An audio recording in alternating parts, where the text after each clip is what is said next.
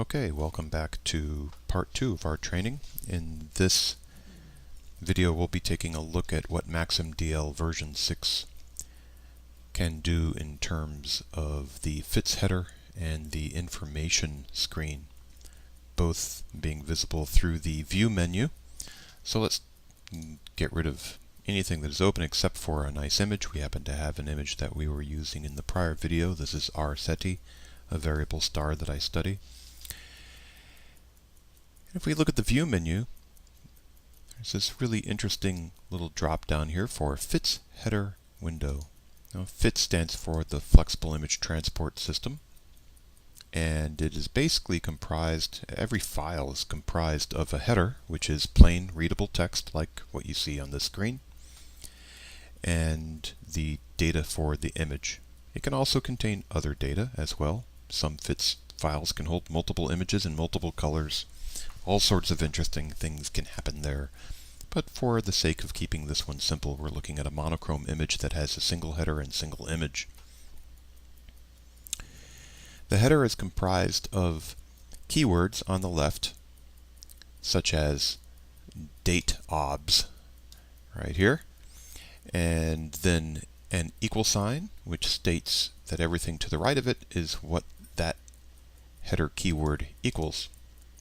You may run into a / in there, after which you'll see some text typed in. A / denotes the beginning of a comment. Comments are not part of the readable data for any given keyword. So, for example, date obs in this case is 2017-11/30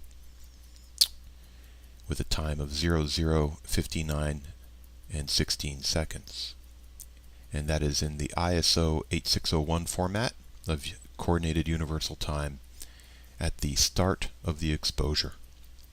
So assuming that the computer that was running MaxIm DL at your telescope has a correct clock, then this will read the beginning time of the exposure. And that is important to know because in some astronomical applications, if you're doing fast data recording of a rapidly changing object, you want to know exactly when the time of observation took place.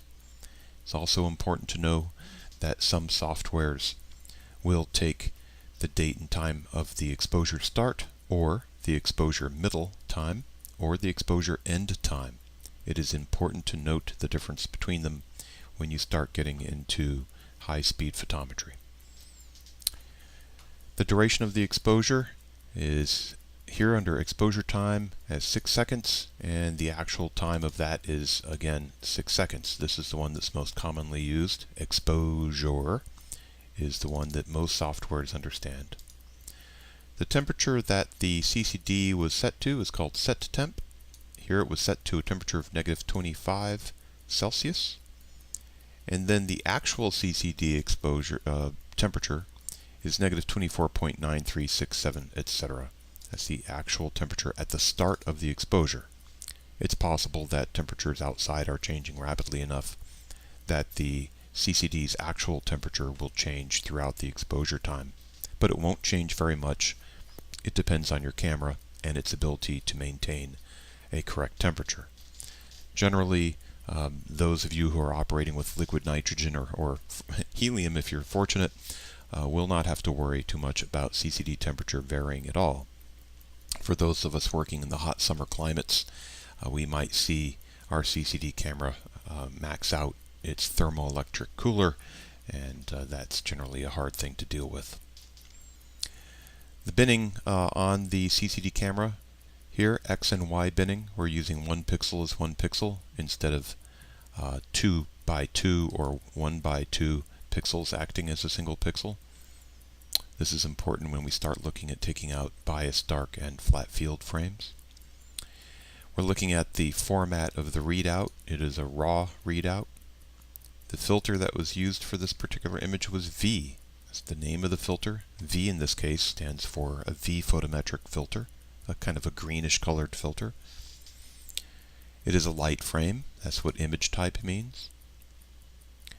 The focal length of the telescope is given in millimeters. 1934.0, so 1934.0 millimeters. A variety of other interesting things like the version of MaxIm DL that was utilized, the serial number of that software, etc. is all given in here. The name of the instrument was ACP, driving my telescope through the sky, running an SBIG STL6303 imager, and then the observer's name, me. And then all sorts of other interesting information. Some of the most important stuff will be things like the object's azimuth relative to 0 being north here, and then the altitude above the horizon in degrees. Here it's 41.95 degrees above. Tells you the side that the telescope was on the pier, so the telescope was hanging off of the western side of the pier.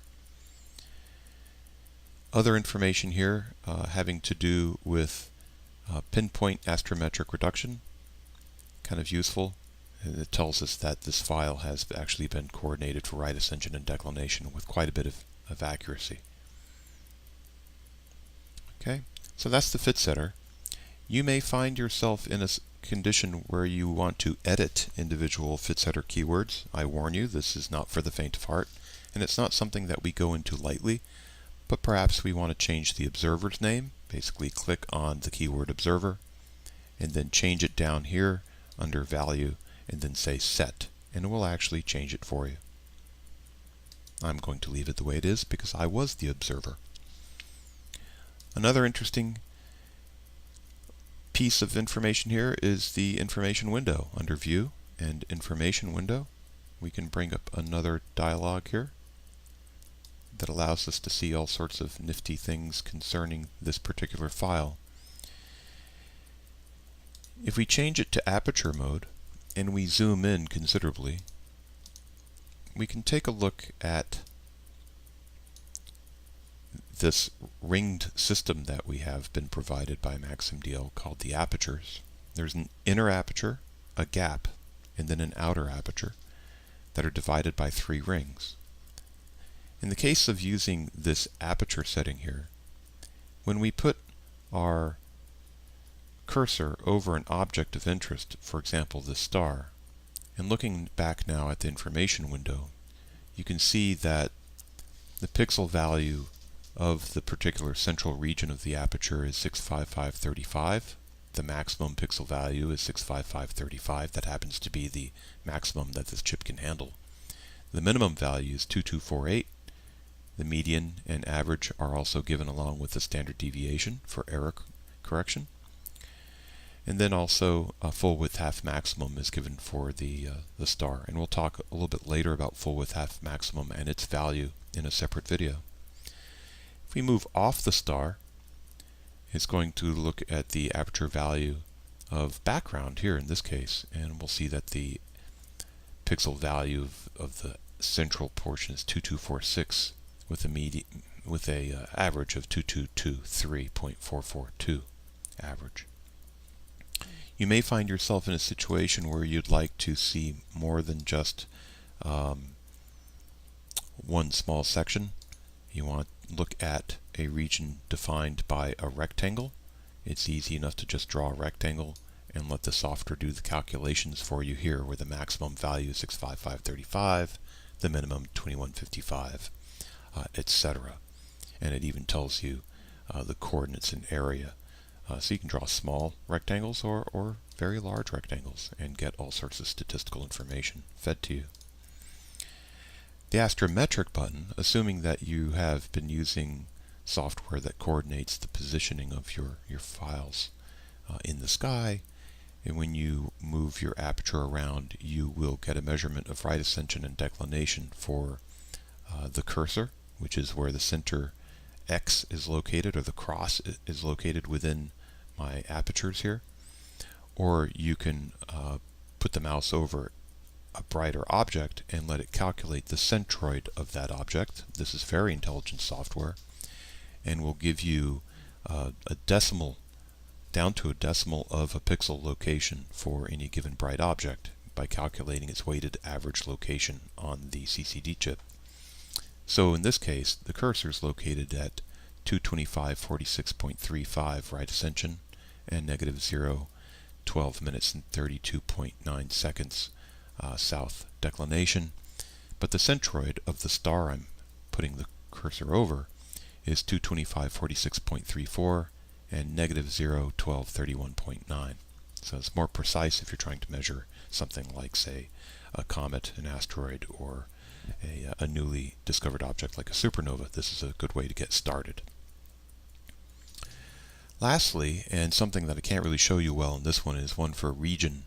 The region one breaks down the various brightnesses of pixels and their maximum and minimum and median values for images that have red, green, and blue color information. So that is not being displayed here at all, but it's something you can know about. So there you go, the FITS header information window and the information window. Two handy pieces of information that will help you on your way to better understanding what MaxIM DL can and cannot do.